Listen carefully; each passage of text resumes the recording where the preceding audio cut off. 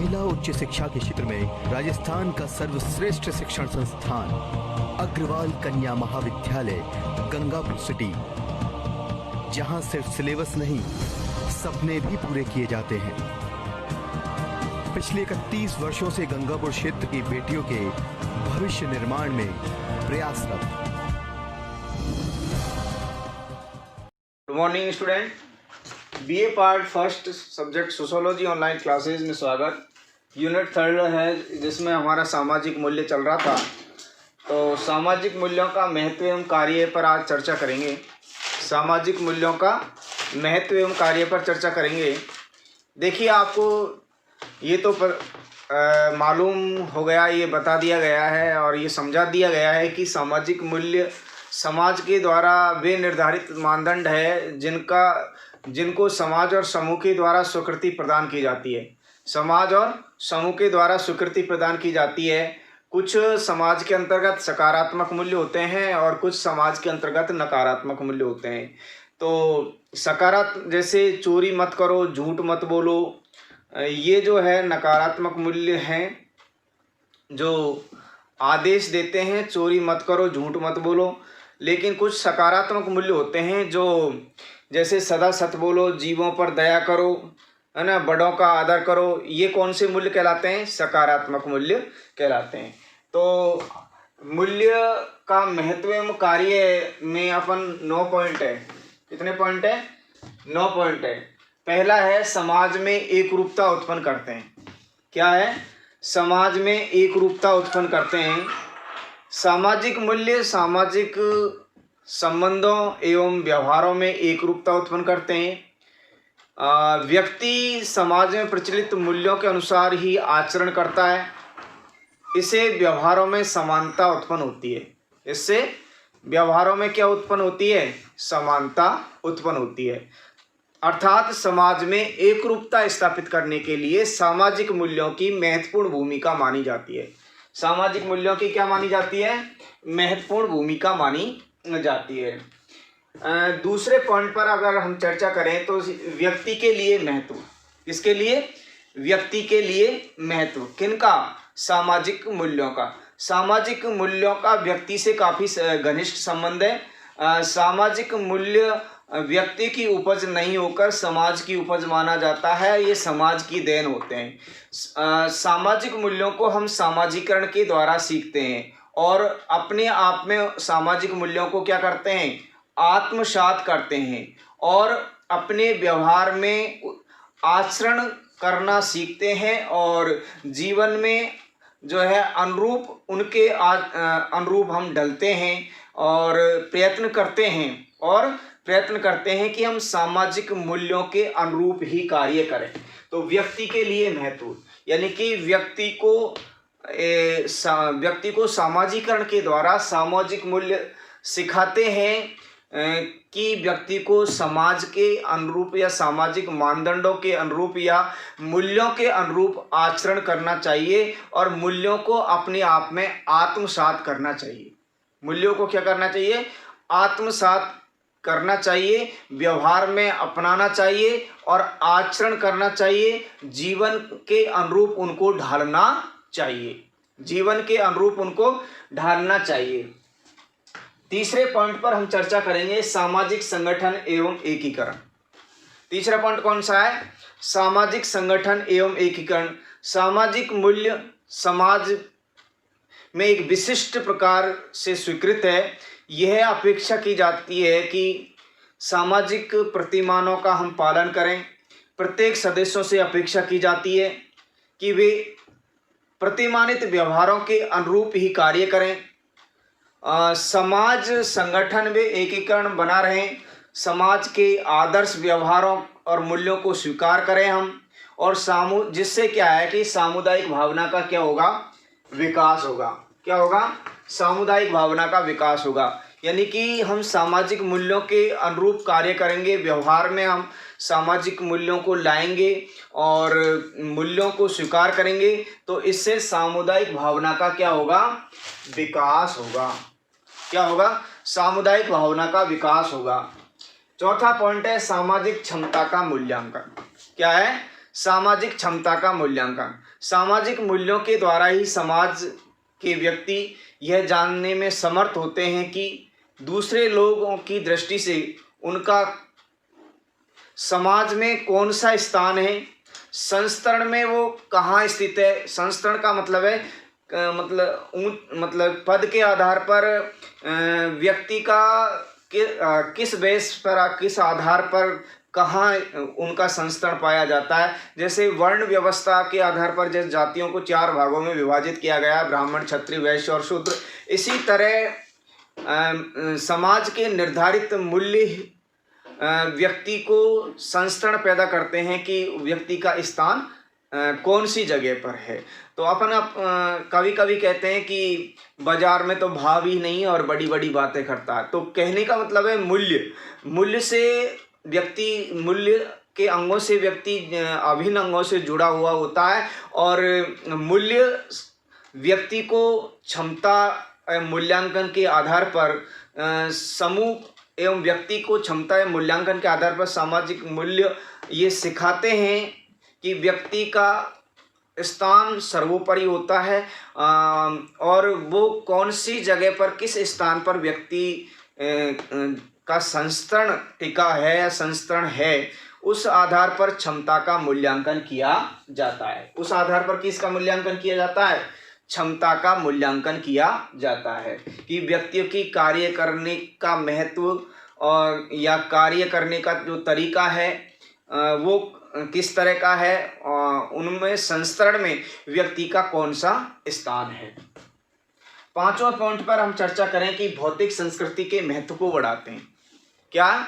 भौतिक संस्कृति के महत्व को बढ़ाते हैं। भौतिक संस्कृति के कुछ तत्व है लोगों को समूह के लिए, चाहे इन्हें अधिक महत्वपूर्ण न हो, किंतु उनके पीछे सामाजिक मूल्य छुपे होते हैं।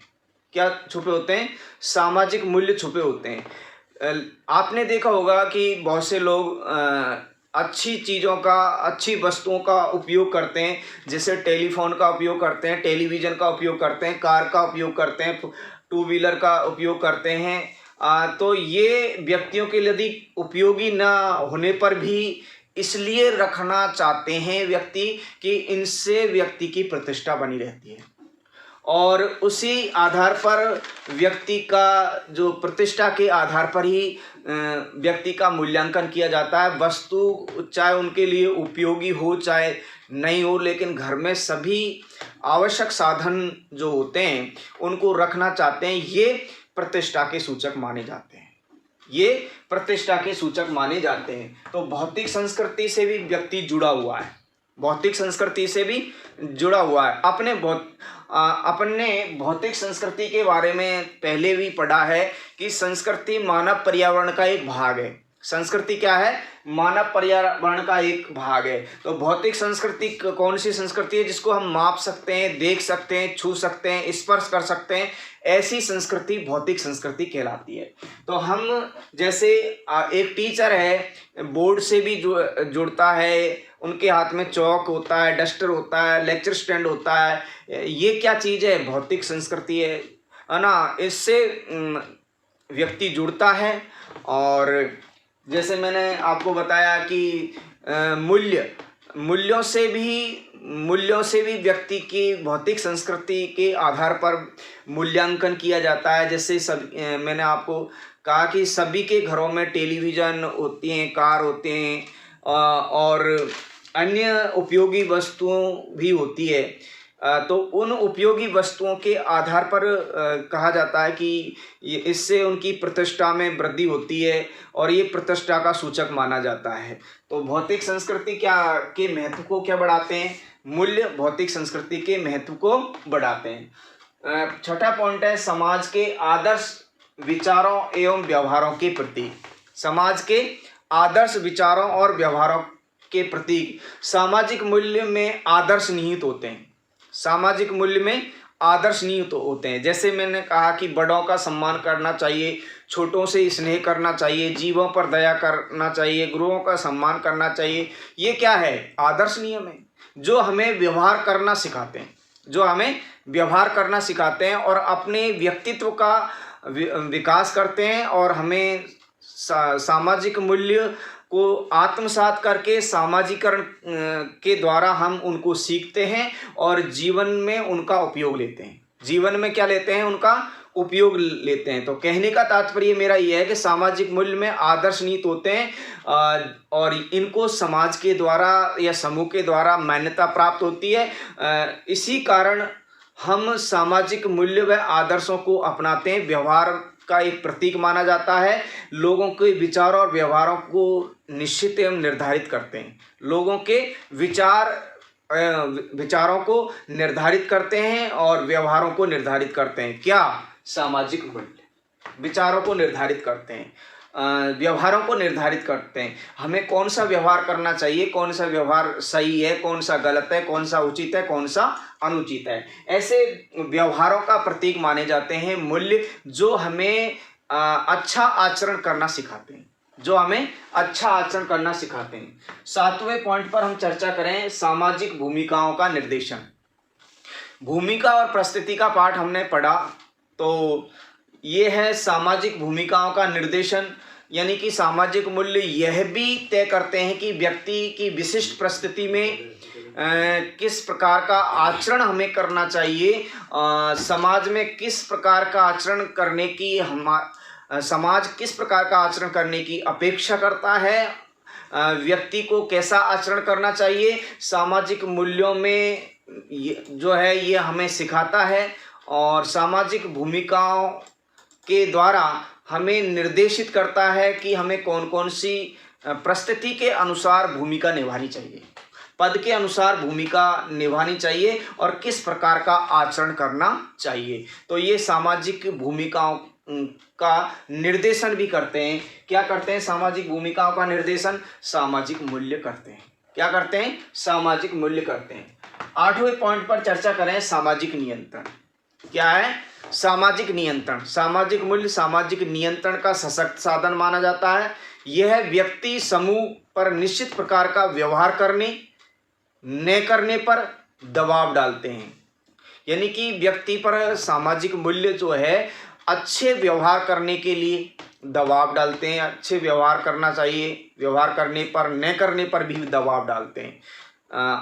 समाज के मूल्य विपरीत आचरण करने वालों को समाज के द्वारा दंड दिया जाता है और अनुरूप आचरण करने वालों को पुरस्कार दिया जाता है। अनुरूप आचरण करने वालों को क्या दिया जाता है?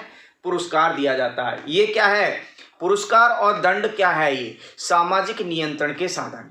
पुरस्कार और दंड क्या है? सामाजिक नियंत्रण के साधन है, जो व्यक्ति को अच्छे कार्य करने के पर पुरस्कार दिया जाता है और गलत कार्य करने पर उसे क्या दिया जाता है? दंड दिया जाता है। 9वें पॉइंट पर हम चर्चा करें, अनुरूपता एवं विपथ गमन को स्पष्ट करते हैं। अनुरूपता एवं विपथ गमन को स्पष्ट करते हैं। सामाजिक मूल्य के आधार पर ही हम अनुरूपता और विपथ गमन को बांटते हैं। जो व्यवहार सामाजिक मूल्यों के अनुकूल होते हैं, अनुरूपता विपथ गमन के अध्ययन या सामाजिक मूल्यों के ज्ञान के आधार पर किया जाता है। इन्हीं के आधार पर हम अपराध की व्याख्या करते हैं। सामाजिक मूल्य समाज के अस्तित्व के लिए आवश्यक है। अगर सामाजिक मूल्य ही नहीं होंगे तो समाज का कोई अस्तित्व नहीं है। सामाजिक मूल्य समाज के निर्धारित मूल्य होते हैं, जो व्यक्ति को उचित व्यवहार करने के लिए बाध्य करते हैं और उचित व्यवहार करने के लिए उसे दिशा निर्देश करते हैं, भूमिकाओं का निर्वाह करने के लिए उपेक्षा करते हैं। अगर हम सामाजिक मूल्यों का उल्लंघन करेंगे तो समाज के द्वारा हमें दंड दिया जाएगा और ये समाज के द्वारा उल्लंघन की आज्ञा नहीं देते हैं सामाजिक मूल्य। ऐसा करने वालों को दोषी ठहराया जाता है। ऐसे करने वालों को क्या ठहराया जाता है? दोषी ठहराया जाता है। तो सामाजिक मूल्य विपथ गमन को स्पष्ट करते हैं। ये इसके 9 पॉइंट है, जिसके आधार पर सामाजिक मूल्यों के महत्व एवं कार्य को समझाया गया है। अब इसी से जुड़ा हुआ जो पार्ट है वो है सामाजिक अनुशास्तियाँ। या स्वीकृतियां या अनुशास्तियां कह सकते हैं। स्वीकृतियां या अनुशास्तियां, इसे अनुशास्तियां भी कह सकते हैं। अनुशास्तियां, स्वीकृतियां या अनुशास्तियां, ठीक है। तो अब हमें ये स्वीकृतियां और अनुशास्तियों के अर्थ को समझना है। सामाजिक अनुशास्ति का अर्थ, सामाजिक अनुशास्ति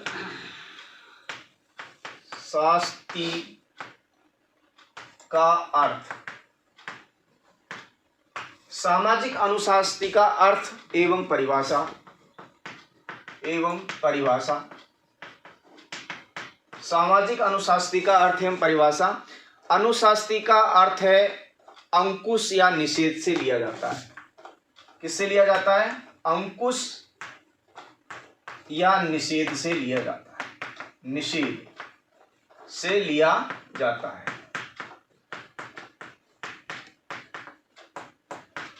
अंकुश या निषेध से लिया जाता है। समाज अपने सदस्यों को उचित व्यवहार करने के लिए व्यवहार का आचरण को न करने का निर्देश, मतलब कि अच्छे आचरण करने के लिए क्या देता है? निर्देश देता है। अगर समाज के अनुरूप आचरण नहीं किया जाता है तो उसे दंडित भी किया जाता है। तो ऐसे निर्देश जो सामाजिक अनुशास्ति कहा जाता है, जो समाज में उचित व्यवहार करने पर जो है व्यवहार करने के लिए प्रेरित करते हैं और उचित व्यवहार नहीं करने पर अंकुश लगाते हैं। उचित व्यवहार नहीं करने पर व्यक्ति के द्वारा मूल्यों के अनुरूप अगर व्यवहार नहीं किया जाएगा तो उस व्यवहार पर क्या लगा दिया जाएगा? अंकुश लगा दिया जाएगा, नियंत्रण लगा दिया जाएगा और उसे निषेध, मतलब दायरे से बाहर नहीं जाने के लिए कहा जाएगा, निषेध लगा दिया जाएगा। तो ये तो इसका अर्थ हुआ। लेकिन अब परिभाषा विद्वानों ने दी है। परिभाषा में क्या है? फेयरचाइल्ड के अनुसार,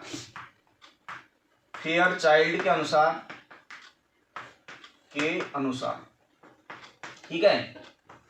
फेयरचाइल्ड ने क्या कहा है कि अनुशास्ति किसी भी क्रिया या व्यवहार को दी जाने वाली आज्ञा है। किसी भी क्रिया या व्यवहार को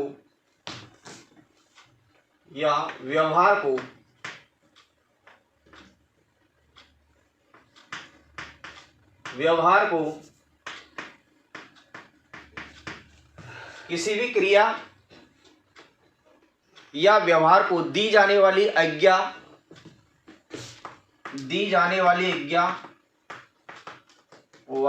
आज्ञा वह स्वीकृतियां हैं। यानी कि किसी भी क्रिया, यानी कि एक व्यक्ति को उचित व्यवहार करने के लिए जो समाज के द्वारा जो आज्ञा दी जाती है वही क्या कहलाती है? स्वीकृतियां या अनुशास्तियां कहलाती है। इसकी दूसरी परिभाषा मैकइवर पेज ने दी है। मैकइवर पेज, ठीक है। मैकइवर और पेज क्या कहता है कि निश्चित परितोष से संबंधित अनुरूपता के लिए प्रयुक्त शब्द अनुशास्ति कहा जाता है। निश्चित पारितोष, निश्चित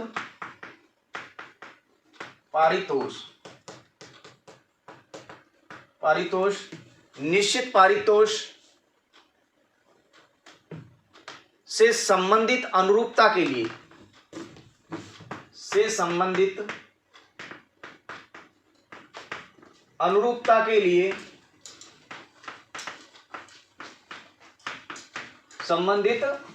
अनुरूपता के लिए प्रयुक्त शब्द अनुशास्ति कहलाता है।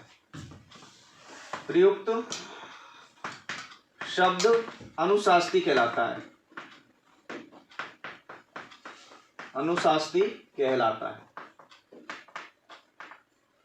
ठीक है। पारितोष से संबंधित अनुरूपता के लिए प्रयुक्त शब्द क्या कहलाता है? अनुशास्ती कहलाता है। अब हम पढ़ें स्वीकृतियां अनुशास्तियां के प्रकार। अनुशास्ती के प्रकार, अनुशास्ती के प्रकार, अनुशास्ती के प्रकार जिसमें नकारात्मक अनुशास्ती, नकारात्मक अनुशास्ती, ठीक है। दूसरा है सकारात्मक अनुशास्ती, सकारात्मक अनुशास्ती।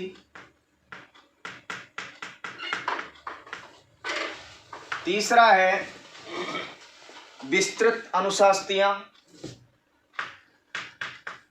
विस्तृत अनुशास्तियां।